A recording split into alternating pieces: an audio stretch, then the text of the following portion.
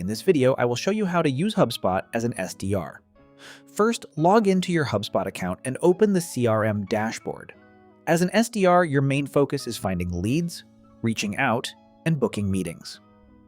Next, go to the Contacts section and start building your lead list. You can add new contacts manually or import lists. Make sure to use filters like industry, job title, and company size to target the right prospects. After that, open each contact profile to review details like email, activity history, and engagement. This helps you understand how to approach each lead. Now use the sequences or email tool to start outreach. You can send personalized emails, follow-ups, and automated messages to save time and stay consistent with your outreach.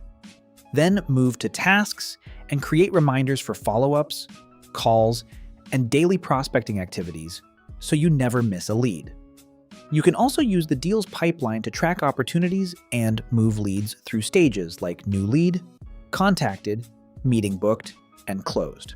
Finally, check your dashboard to monitor performance, including emails sent, responses, and meetings booked. That's it! You can now use HubSpot as an SDR to manage leads, automate outreach, and close more deals. If you found this video helpful, subscribe to our channel.